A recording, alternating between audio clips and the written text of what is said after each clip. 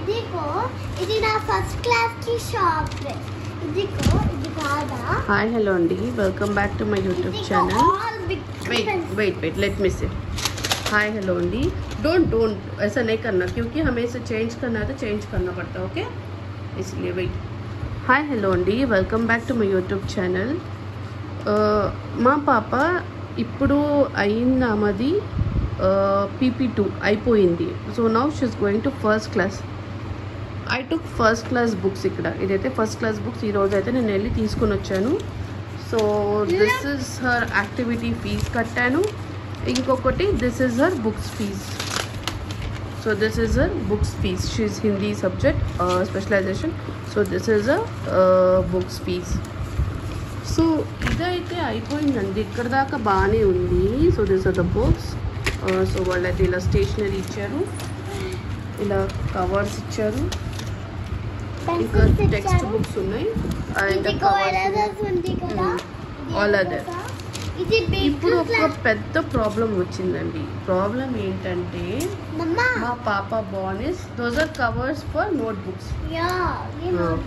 ఇప్పుడు పెద్ద ప్రాబ్లం ఏం వచ్చిందంటే మా పాప బార్న్ అనేది she is born on 25th October of 2019కి అయితే ఈమె బార్న్ అయ్యింది. So she will be 5 point something age ఉంటుంది. ఇప్పుడు న్యూ రూల్ ఏం పాస్ అయిందంటే grade 1 స్టూడెంట్స్కి they should be 6 years, minimum 6 years ఉండాలి అని. Now she is lacking, our age అనేది తక్కువగా ఉంది. షీ హ్యాడ్ స్టడీడ్ నర్సరీ వెళ్ళింది, ఎల్కేజీ చదివింది, యూకేజీ కూడా అయిపోయింది ఇప్పటికి. నౌ మళ్ళీ ఇప్పుడు ఈ ఏజ్ ఫ్యాక్టర్ వల్ల మళ్ళీ మాకు ఏమో యూకేజీ రిపీట్ చేయాల్సి వస్తుందేమో అని డౌట్ ఉంది నాకైతే. మళ్ళీ ఏంటో అర్థం కావట్లేదండి. So I mean very big dilemma. ఇదైతే ఈరోజైతే పర్చేస్ చేశాను. సో అదే సేమ్ డౌట్ నేను వాళ్ళ వైస్ ప్రిన్సిపల్కి కూడా రైజ్ చేశాను. ఏంటి మేడం ఇలా మా పాపకైతే ఇలా ఏజ్ అయిపోయింది, సో ఎలా అంటారు, ఏమంటారు మీరు? ఇప్పుడు మేము ఫర్దర్గా ఆమెని క్లాస్కి పంపించేస్తే ऐसा करो ना बेटा, वो एक्सचेंज करने का तुम्हें फायदा लेना है. సారీ అండి. So the thing is now ఇప్పుడు నేను ఈమెకి ఫస్ట్ క్లాస్ బుక్స్ అయితే తీసేసుకున్నాను. ఇప్పుడు ఏమని మళ్ళీ ఫస్ట్ క్లాస్ రిపీట్ చేయమన్నా, యూకేజీ రిపీట్ చేయమన్నా ఏం చేయాలి అర్థం కావట్లేదు. ఇప్పుడు బుక్స్ తీసేసుకున్నా కదా అని నేను ఫస్ట్ గ్రేడ్ని మళ్ళీ 2 times రిపీట్ చేయలేను కదా. యూకేజీని 2 times రిపీట్ చేసుకుంటే ఎలా ఉంటుంది అని థింకింగ్ ఉంది. పోనీలే ఫస్ట్ క్లాస్ 2 times రిపీట్ చేసుకుందాం.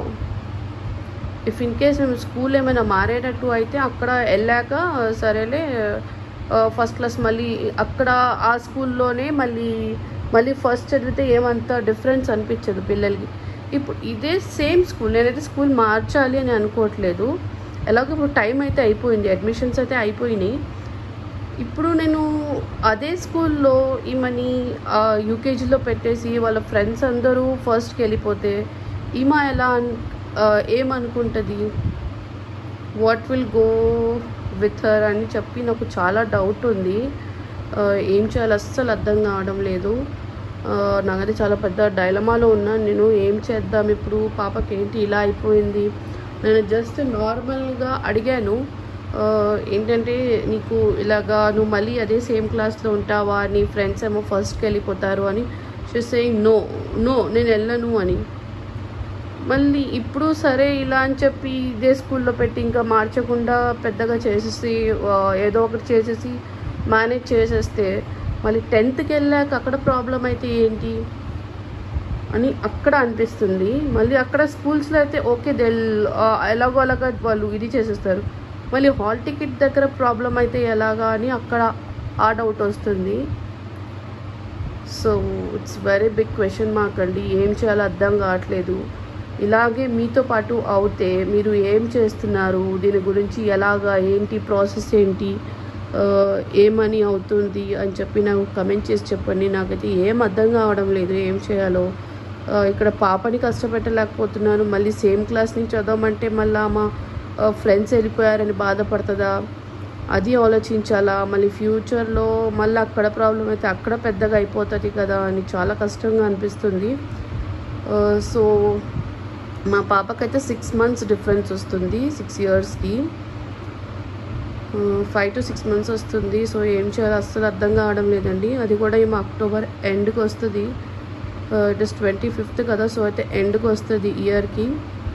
సో మార్చ్కి తీసుకుంటే వాళ్ళు మార్చ్ అయితే April, May, June, July, August, September, October 6 months ఎలాగో 6 months తక్కువగా ఉంది. ఇదే సేమ్ క్వశ్చన్ మేము స్టార్టింగ్లో కూడా అడ్మిషన్ ఇచ్చేటప్పుడు కూడా మేము అడిగాము. సో ఇలాగా ఏజ్ అయితే తక్కువ ఉంది కదా అని చెప్పి అడిగాము. అడిగితే వాళ్ళు ఓకే ఏం అవ్వదు అని అన్నారు. సో ఇప్పుడు మేనేజ్మెంట్ది తప్ప మాది తప్పునా ఏంటో నాకేం అర్థం కావడం లేదు. ఇప్పుడు ఎవరిని క్వశ్చన్ మార్క్ చేయాలో అర్థం కావట్లేదు. కానీ ఈ రూల్ వల్ల మేమైతే చాలా సఫర్ అవుతున్నామండి. చాలామంది చాలా సఫర్ అవుతున్నారు ఈ రూల్ వల్ల. ఎందుకంటే వీళ్ళ క్లాస్లో వచ్చేసరికి చాలామంది అండి they are only 5 years, they are only 5+ years ప్లస్లో దే ఆర్ లెస్సరే ఉన్నారు అందరూ. అంటే 5కి కూడా ఉన్నారో లేదో కూడా నాకు ఐడియా లేదు, లేకపోతే 5.6 అలాగే ఉంటారు. సో వాళ్ళందరికైతే ఇప్పుడు కష్టమైపోతే క్లాస్ కూర్చోవాల్సిందే కదండి. సో ఇది మేనేజ్మెంట్ది తప్ప మా తప్పు ఏం అర్థం కావడం లేదు. ఇక్కడ ఎక్కడైనా లాస్ మాకే కదండి. మేనేజ్మెంట్ది ఏముంది, వాళ్ళు అడ్మిషన్స్ తీసేసుకున్నారు, వాళ్ళకి ఆ పేమెంట్స్ అయిపోయినాయి. ఇప్పుడు మేమే కదా ఇప్పుడు వరి అయ్యేది. పేమెంట్స్ది ఒక పక్కన పెడితే స్టూడెంట్స్ది ఇది పాడైపోతుంది కదా. ఏదో అప్పుడే వాళ్ళు జాయిన్ చేసుకోము అని స్ట్రిక్ట్గా అనేసి ఉంటే వాళ్ళు 1 year వాళ్ళది 1 year వేస్ట్ అయ్యేది కాదు. ఏమో నాలో అర్థం కావడం లేదు నాకు. సో దీని మీద మీ ఒపీనియన్ ఏంటో నాకు కమెంట్ చేసి చెప్పండి. మీ పిల్లలతో ఇలాగే అవుతుందా, లేకపోతే రూల్ ఏమైనా చేంజ్ అయ్యేటట్టు ఉందా, లేకపోతే ఏంటి ఇంప్లిమెంట్ అయిపోయిందా రూల్ అని. Please do share your opinion about this. If you like the video do like, share and subscribe. Thank you for watching. Bye. Say bye. So నేను తిట్టాను కదా అందుకు కలిగింది. బాయ్ అండి.